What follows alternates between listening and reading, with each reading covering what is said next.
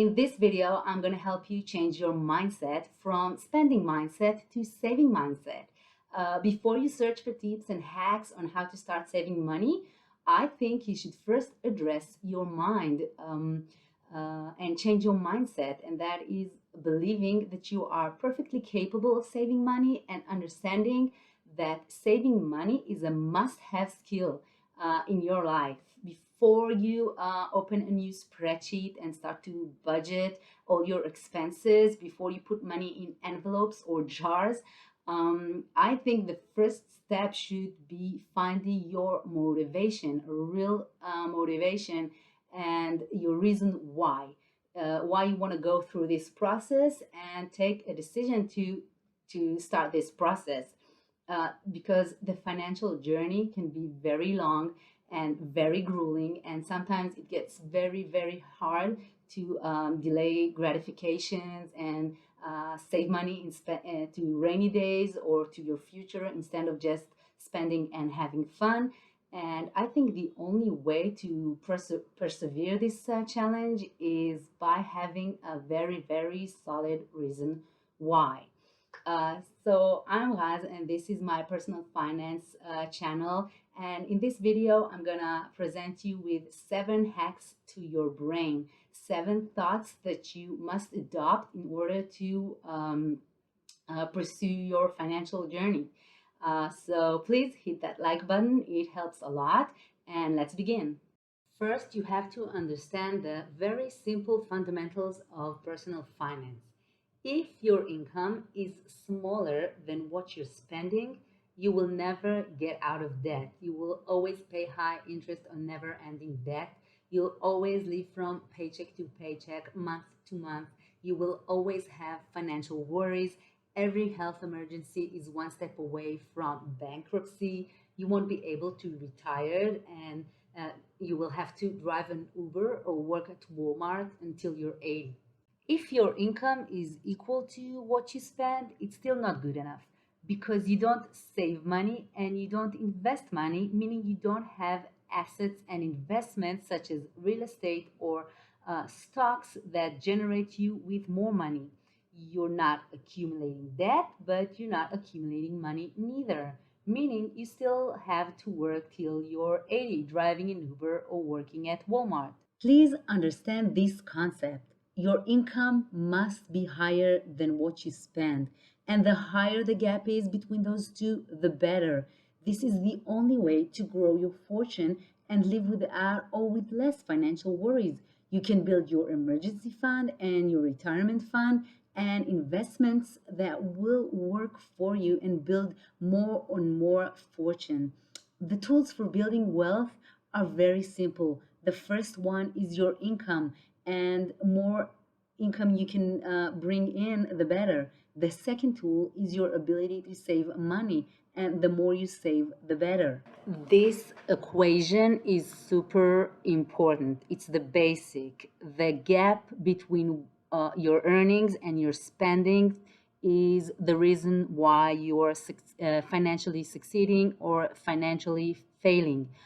This gap is the reason why you have a healthy relationship with money, or let's just call it's complicated relationship with money.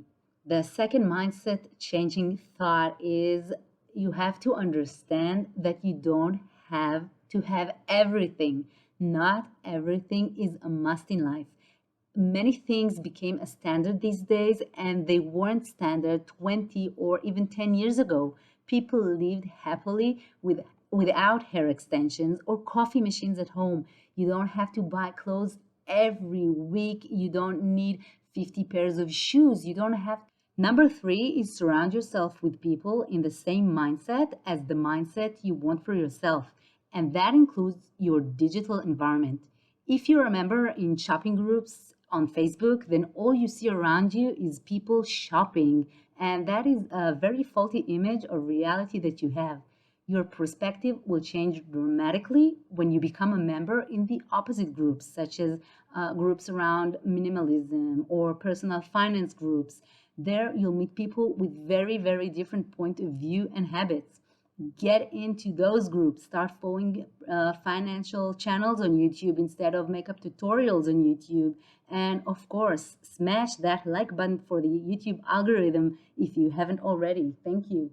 Number four, never compare yourself to others. You see people around you going on a ski vacation or a summer vacation or both, and maybe they'll buy a new car every 2 or 3 years, and you shouldn't compare yourself to them. First, you don't know how much money they bring in, and second, you don't know how they pay for these things. Maybe their parents paid for their vacation.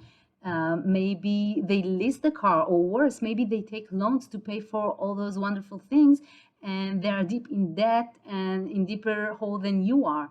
You don't know how others can afford paying for things, and it doesn't mean that you can afford those things too.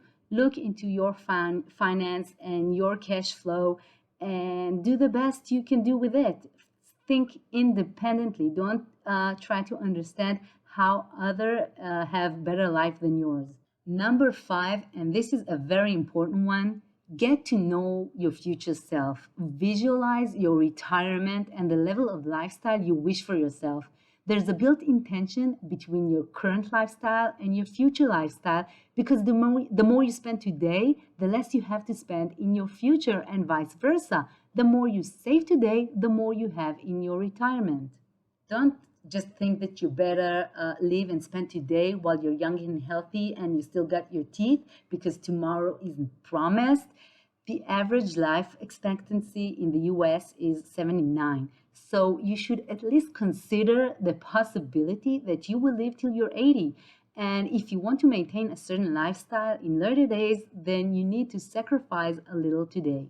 Number six, find sources of happiness and satisfaction that don't require spending money. Shopping and eating out aren't the only ways of having fun with your loved ones.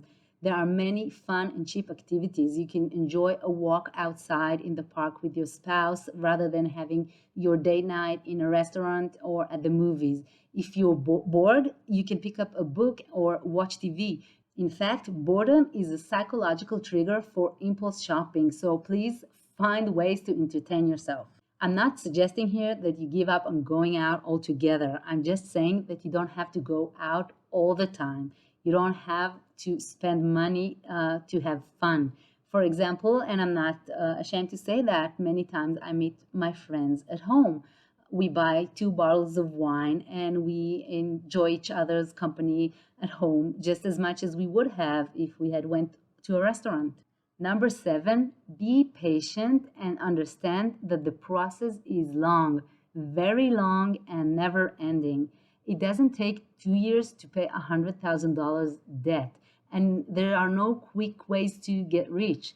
It's a long journey, and sometimes it looks like there's no light at the end of the tunnel, but there is a light at the end of the tunnel, and the long journey pays off at the end. Just like dieting, you count 1,200 calories every day and you lose only 3 pounds in the first month. But after 6 months, you realize that you've lost almost 20 pounds.